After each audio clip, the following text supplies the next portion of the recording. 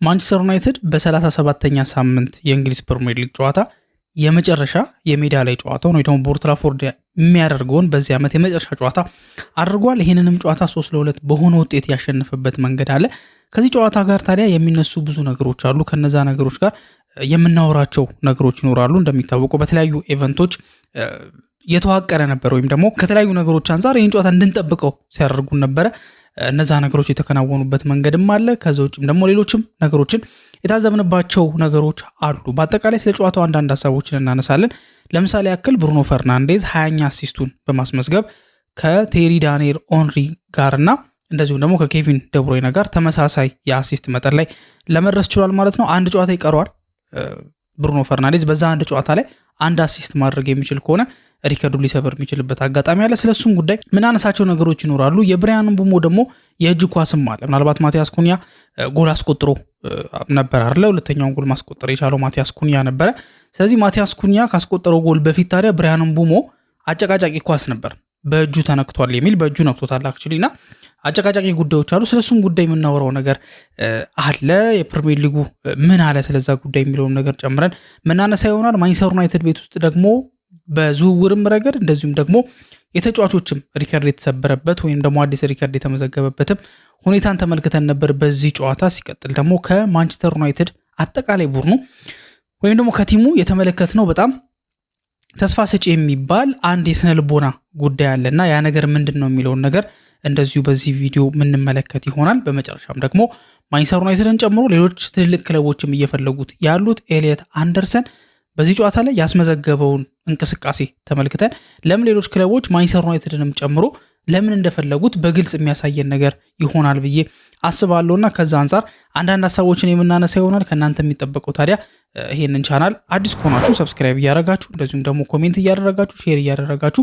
እስከ ፕሮግራሙ መጨረሻ ድረስ መከታተል ነው። ለዛም ደግሞ ጋብዘናችኋል። በድጋሚ መልካም ቆይታ። ማንቸስተር ዩናይትድ በ37ኛ ሳምንት የእንግሊዝ ፕሪሚየር ሊግ ጨዋታ የመጨረሻ የሜዳ ላይ ጨዋታው ደግሞ በኦልድ ትራፎርድ የመጨረሻ ጨዋታውን አድርጎ አጠናቋል። በዚህ ጨዋታ ላይ ታዲያ በተለያዩ ኢቨንቶች የደመቀ ጨዋታ ነበር። ጨዋታው ከመጀመሩ በፊት ራሱ የምናነሳላቸው ወይ ደግሞ መጀመሪያ ለማየት ስንጓጓ የነበሩ ነገሮች ነበሩ አይደለ? አንደኛው ነገር ምንድነው? ከነዛ መካከል የካርሎስ ካሴሚሮ የመጨረሻ ጨዋታ ይሆናል ተብሎ ነበር። እንዲሁም አንዳንድ ቦታዎች ላይ ስመለከት እንደነበረው ይሄንን ጨዋታ አይዲያ ላይ ያደርገው የሚችለው እንግዲህ 37ኛ ሳምንት የእንግሊዝ ፕሪሚየር ሊግ ጨዋታ ነው። የማንቸስተር ዩናይትድ በሜዳው የሚያደርገው የመጨረሻ ጨዋታ ነው። ከዚህ በኋላ አንድ ጨዋታ ይቀራል፣ ግን ያን ጨዋታ ግን አዌይ ነው የሚያደርገውና ሁሉም ነገር የሚከናወንበት ነበር።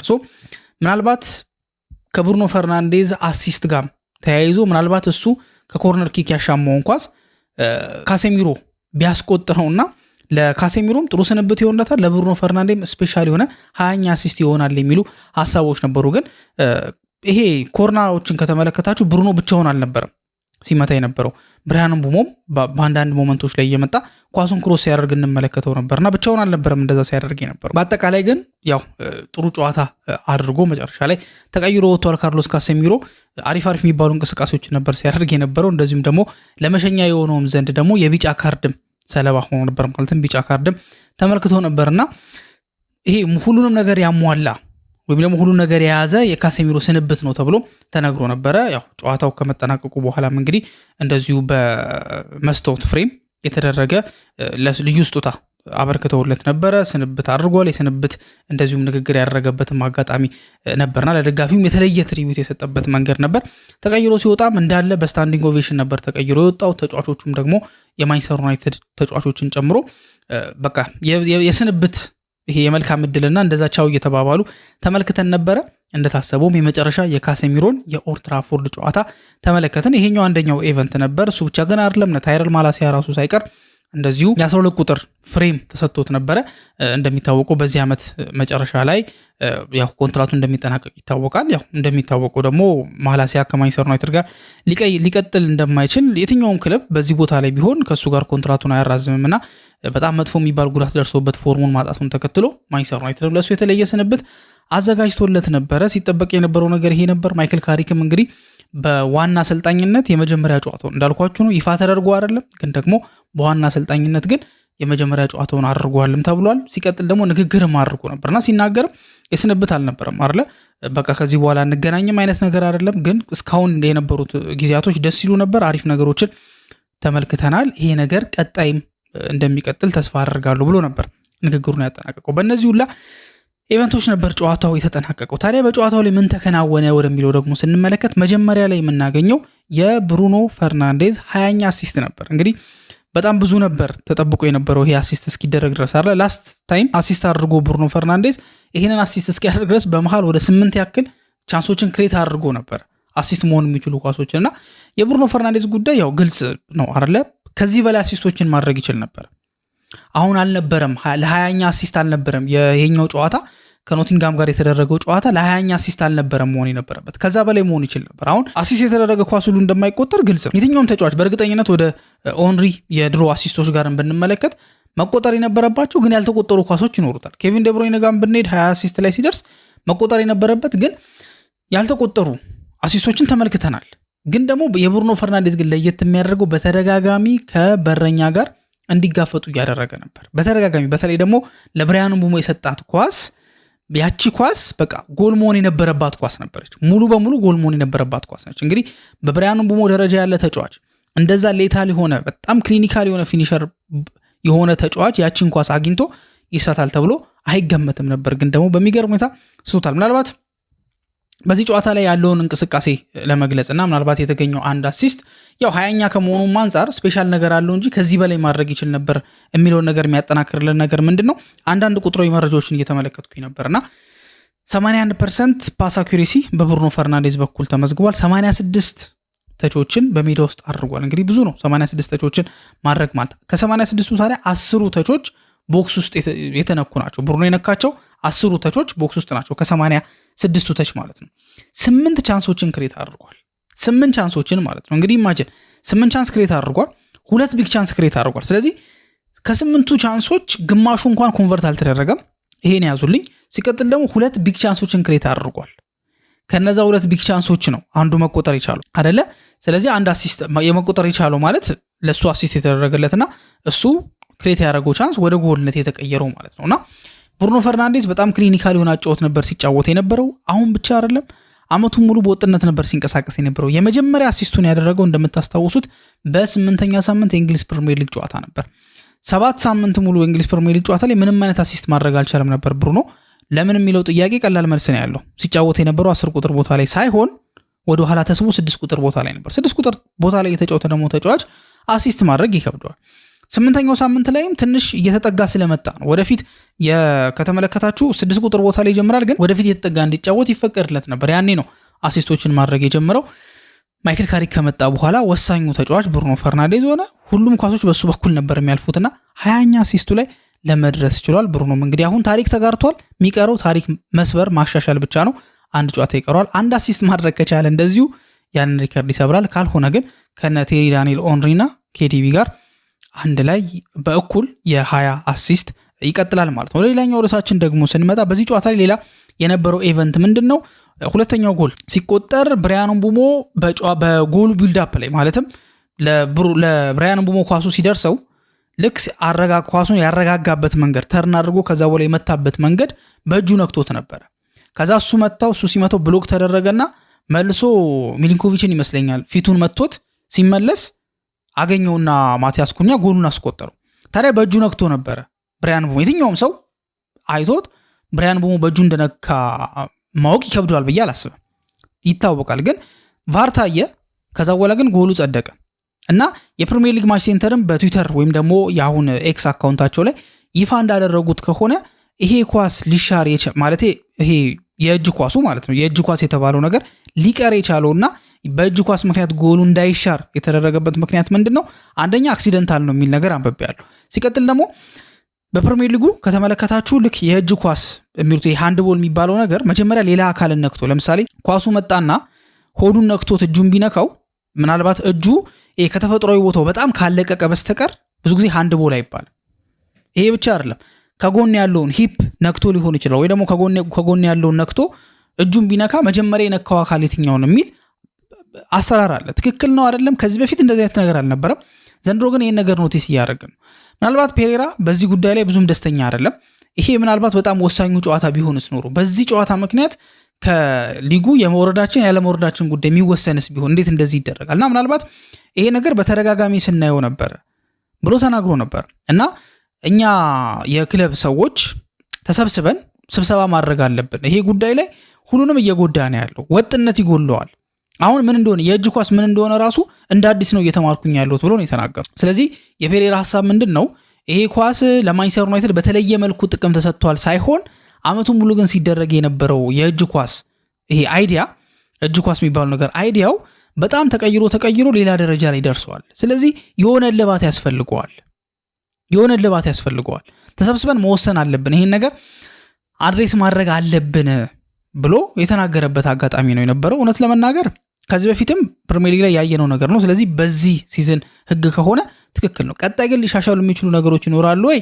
ኦፍኮርስ ፒጄም ሞይል ሁልጊዜም ቢሆን አቴንቲቭሊ ነው እንደዚህ አይነት ነገሮችን የሚከታተለው። መቀየር ያለባቸው መስተካከል ያለባቸውን ነገሮች በጠቅላላ ማስተካከሉ አይቀርምና ምናልባት ቀጣይ ዓመት የተለየ አይነት ህግ ልንመለከት የምንችልበት እድል ይኖራል ብዬ አስባለሁ። ግን ደግሞ ጎሉ ግን ሊጸድቅ የቻለበትና የብራያን ምቡሞ የእጅ ኳስ ፋውል ነው ያልተባለበት ሪዝን ይህንን ይመስላል ማለት ነው። ከምቡሞ ጋር በተያያዙ ጉዳዮች ሳንወጣ ደግሞ ማንቸስተር ዩናይትድ ታሪክ ተጋርቷል። ሁለት አይነት መረጃ ነው የወጣው። አሁን እሱን በምን መልኩ ትቀበሉታላችሁ የሚለው የእናንተ ድርሻ ነው። ምንድናቸው እነዛ እንትኖች? ስታትማን ዴቭ ያወጣው ስታት አለ፣ ሲቀጥል ደግሞ ቶክ ስፖርት ደግሞ ያወጣውም ደግሞ ስታት አለ እና ሁለቱ ያወጡት ስታት የተለያየ አይነት ነገር ነው። ስታትማን ዴቭ የሚለው ከሆነ የመጀመሪያው በታሪክ የመጀመሪያው 3 ፎርዋርዶች አዲስ የመጡ ፎርዋርዶች በመጡበት ዓመት 10 እና ከዛ በላይ ጎል ሲያስቆጥሩ የመጀመሪያው ነው የሚለው እሱ። ቶክ ስፖርት ደግሞ በኋላ ደግሞ ያወጣው መረጃ ደግሞ ምንድን ነው? ማንቸስተር ዩናይትድ በታሪክ ሁለተኛው ቡድን ሆኗል። በመጀመሪያው ዓመታቸው ተጫዋቾች አዲስ የፈረሙ ተጫዋቾች 10 እና ከዛ በላይ ጎል ሲያስቆጥሩ ብሎ ነው ያወጣው መረጃውን። አሁን ይህንን ለማስታረቅ እንዴት አድርገን እናየዋለን መሰላችሁ?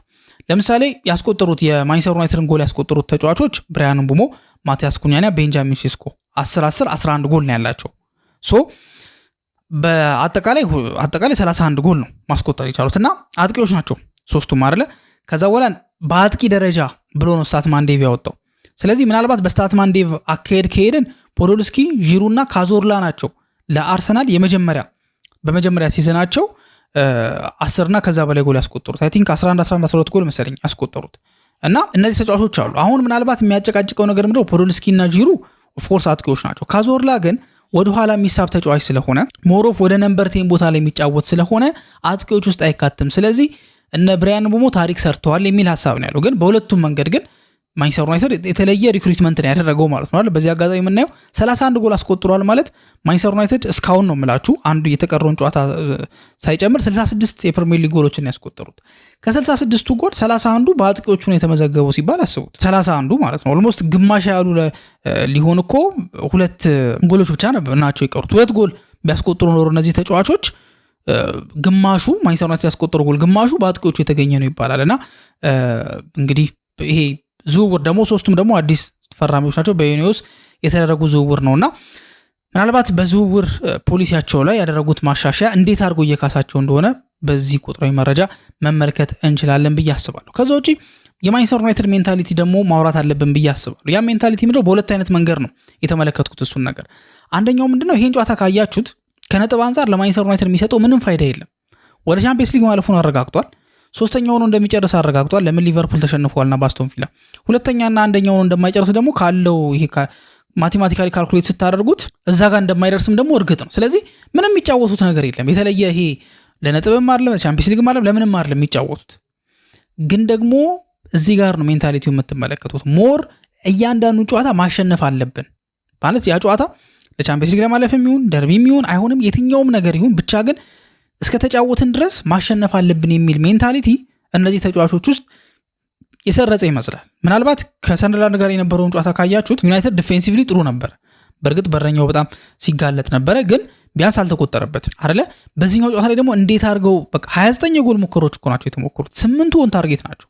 ይሄ ማለት 29 የጎል ሙከራ እንዴት ነው ማንቸስተር ዩናይትድ ሁሉ ነገር በቃ ሲዝኑን ጨርሷል። ማንቸስተር ዩናይትድ በጨረሰበት ጨዋታ ላይ እንዴት ነው 29 የጎል ሙከሮች ራሱ የሚኖሩት? ብሩኖ ፈርናንዴዝ ብቻውን 8 ቻንሶችን ክሬት ያደረገው እንዴት ነው የሚለውን ስታዩ የትኛውንም ጨዋታ ማሸነፍ አለብን የሚል ሜንታሊቲ በተጫዋቾች ውስጥ የሰረጸ ይመስላል።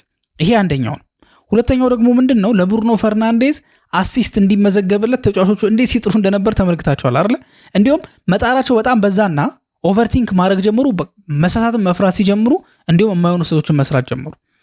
ብራያን ምቡሞ ብዙ ጊዜ ከዛ ቦታ ላይ አይስትም ነበር ግን ሳተ። ማቲያስ ኩኛ ኳስ ሲሰጠው ከፊት ለፊቱ ተጫዋች ካለ ለመሸወር ሞክሮ ነው የሚመታው። አሁን ግን ቀጥታ ለመምታት ሲሞክርና ብሎክ ሲደረግበት እንመለከታለን። እና አማድ ምን ያህል ጭንቀት ውስጥ እንደገቡ ታያላችሁና ይሄ ከፖዚቲቭ ነገር የመጣ ነው። ተጫዋቾቹ ለሌላ ተጫዋች ዚስ ማች ራሳቸውን ሰክሪፋይ ለማድረግ መጣራቸው የሚገርም የቡድን መንፈስ በመካከላቸው እንዳለ ማወቅ ይቻላል ማለት እንችላለን። ከዛ ውጪ እንደ መጨረሻ የምናነሳው ማንቸስተር ዩናይትድ በጣም እየፈለጉ ያለው ዩናይትድ ብቻ አይደለም ሌሎችም ክለቦች እየፈለጉት የሚገኙት ኤሊየት አንደርሰን በዚህ ጨዋታ ላይ በጣም አስደናቂ ፐርፎርማንስ አሳይቷል። ለምን ማንቸስተር ዩናይትድ እሱን ከ80 በላይ የሚያወጡት ሚድፊልደሮች መሃል እንደከተተው እነ ሲቲን ጨምሮ እንዳለ ለምን እንደሚፈልጉት ትልልቆቹ የእንግሊዝ ክለቦች ለምን እንደሚፈልጉት ያሳየ ፐርፎርማንስን ያሳያል። በጨዋታው ላይ ብዙ ተች ያደረገው ኤሊየት አንደርሰን ነው። 106 ተቾችን አድርጓል። ቅድም ብሩኖ ፈርናንዴዝ 86 ተች ነው ማድረግ የቻለው አይደል? እዚህ ጋር ግን ኤሊየት አንደርሰን 106 ተቾችን ነው ማድረግ የቻለው። 68 ፓሶችን በማድረግም ብዙ ፓስ ያደረገው ተጫዋች ይሄ ተጫዋች ነው። 19 ዲፌንሲቭ ኮንትሪቢዩሽኖችን በማበረከት ሜዳ ውስጥ ካሉ ተጫዋቾች በሙሉ አንደኛ ላይ የተቀመጠው ኤሊየት አንደርሰን ነው። 9 ቦል ሪከቨሪዎችን በማድረግ ሜዳው ላይ ከገቡ ተጫዋቾች በጠቅላላ ብዙ የያዘው እሱ ነው። ብዙ ቴኮን በሚለው ደግሞ ላይክ ጆይንት ነው ብቻውን አይደለም 3 ነው ያደረገው። በማንቸስተር ዩናይትድ በኩልም አለ። ሞስት አሲስት በሚለው በጨዋታው ላይ 2 አሲስቶችንም ማስመዝገብ ችሏል። የልጅ እንግዲህ 6 ቁጥር ቦታ ላይ የሚጫወተው ግን አሲስት ያደረገበትን መንገድ ስትመለከቱ የልጁን ሻርፕነስም በዚሁ አጋጣሚ ትረዳላችሁ ብዬ አስባለሁ። ስለዚህ ኤሊየት አንደርሰን ለምን በማንቸስተር ዩናይትድ እንደተፈለገ ሌሎችም ክለቦች ለምን እንደፈለጉት ዋጋውም እስከ 100 ያወጣል ለምን እንደተባለ ከዚህ በፊት አመቱ ሙሉ ሲያሳይ ነበረ። አምናም ደግሞ ሲያሳይ ነበረ። በዚህ ጨዋታ ላይ ደግሞ ስፔሲፊካሊ ስቴትመንት የሆነ ጨዋታ አድርጓልና ማንቸስተር ዩናይትድን በደንብ በርትቶ በዚህ ዝውውር ላይ ለመቀጠል ያው ከዚህ በኋላ ይሄድበታል ተብሎ ይታሰባል። ሌሎችም ክለቦች ሲቲ በተለይ ደግሞ የልጁ በጣም ዋነኛ ፈላጊ እንደሆነ ይታወቃልና ኤሊየት አንደርሰን ስቴትመንት የሆነ ፐርፎርማንስ አሳይቷል ማለት ነው። የእናንተ ሀሳብ ደግሞ ምንድን ነው የሚለውን ነገር በኮሜንት ሴክሽን ላይ ታስቀምጡልን እንጠይቃችኋለን። ስለ ብሩኖ አሲስት፣ ስለ ምቡሞ የእጅ ኳስ፣ በአጠቃላይ 31 ጎል ስላስቆጠሩት የማንቸስተር ዩናይትድ የአጥቂ ክፍል፣ ስለ ተጫዋቾቹ ሜንታሊቲና ስለ ኤሊየት አንደርሰን ያላችሁ ሀሳብ ምንድን ነው የሚለውን ነገር በኮሜንት ሴክሽን ላይ ታስቀምጡልን ጠይቃችኋለን። እስካሁን ድረስ አብራችሁን ስለቆያችሁ እናመሰግናለን። በቀጣይ ፕሮግራም እስከምንገናኝ ድረስ መልካም ጊዜ ይሁንላችሁ።